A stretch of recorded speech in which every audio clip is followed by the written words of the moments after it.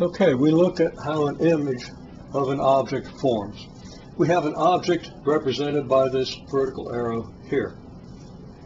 We have a lens here. Focal point of the lens on this side is designated by this dot and the F here. There's also a focal point on this side. Now, we understand the formation of an image of this object on the other side of the lens in terms of what happens with three principal rays. Okay? First place, this object here is bombarded by light. It's illuminated. It's got light bouncing off of it. And it's the light that bounces off of this thing that creates the image. Or if you want, it could be that this object is luminous. It's giving off light. Either way, if it's giving off light or if light is being reflected off of it, light comes off of the thing in all directions. Okay, so we're just kind of indicating light coming off of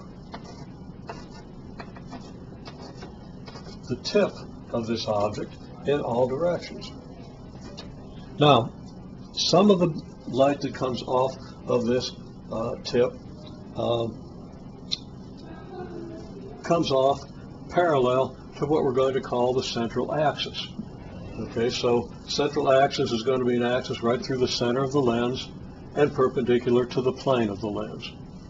So the parallel ray is the ray that gets, the parallel ray is the ray that comes off parallel. And that ray, because of what we said before, passes through the focal point. Because, of course, the focal point is the point at which all parallel rays converge. Okay? Now, another ray is a ray that goes through the focus on this side. Now, because of reversibility and so forth that we're not really talking about right now, I'm just going to ask you to accept that a ray that goes through here will be refracted parallel to the axis. Didn't do a very good job of drawing that parallel. It's kind of moving toward the axis, but we'll understand that this is supposed to be parallel to the axis. Okay, so we're going to call that the focal ray, the ray that goes through the focus, refracted parallel to the axis. I said something about reversibility. A ray that came in parallel here would refract and go through the focus. So a ray coming from this side, parallel to the axis, would come through the focus and would then pass through the tip of this object. Any path of a light ray can be reversed, and it works in reverse, giving you the same path as you would have if it works in what you regard as the forward direction, and that's why this comes out parallel. Now, all this can be established. It can be established rigorously based on the assumptions that we have made regarding refraction and so forth. Okay, so we're not going to go through the details of those just because of lack of time here. Okay, and there's a third ray, which we call the central ray. It goes from the tip of the object down through the center of the lens. Its direction isn't affected, so it just goes straight through the center. All three of these rays are going to meet at a point. And at the same point, any ray that comes off of the tip of this object and passes through the lens will also converge. Okay, again, that can be established. It's basically simple high school geometry along with the laws of refraction. Okay, there's nothing mysterious about why this works, but we're not going to be able to go into all that depth right now. Okay, so all the rays from the tip will converge at this point where the three principal rays converge and form an image of the tip. So here's the image of the tip. It forms right here. And I also say here, all rays from the tip converge here. Now, what I should have said is all rays from the tip that that pass through the lens should converge here. Again, given an ideal lens. There are a few qualifications I'm not going to mention right now. You know, spherical aberration, chromatic aberration, and so forth. Look at those terms up if you like. They're not that hard to understand. Okay. So anyhow, that's where the image forms. Okay. Now there's another situation where we have the object here inside the focal length of this lens.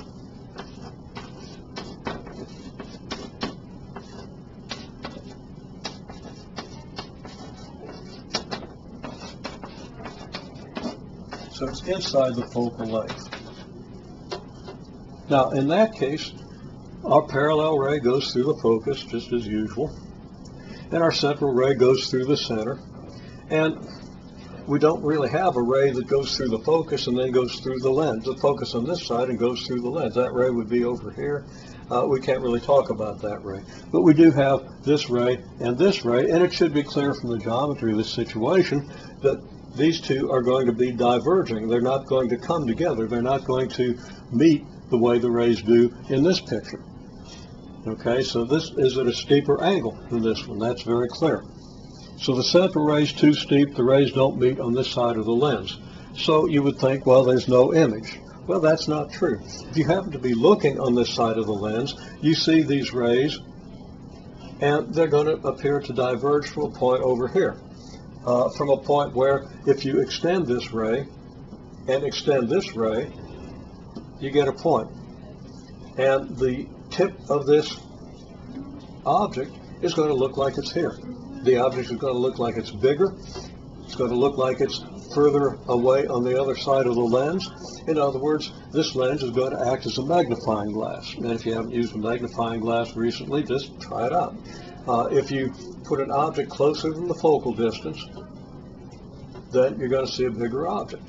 And if you move the magnifying glass so that the object gets closer and closer to the focal distance, this image is actually going to get bigger.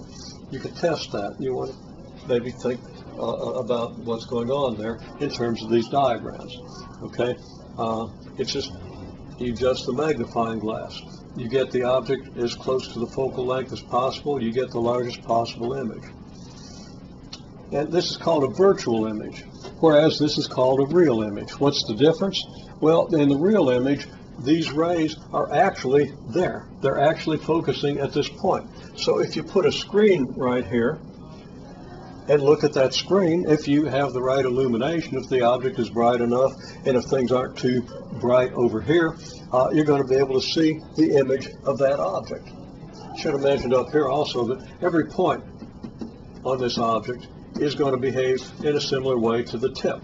A point in the middle here is going to form an image in the middle of this arrow here, etc. Every point along here will form an image at corresponding points along here. Okay, well, that's a real image. It's really there. You can really see it. This is a virtual image.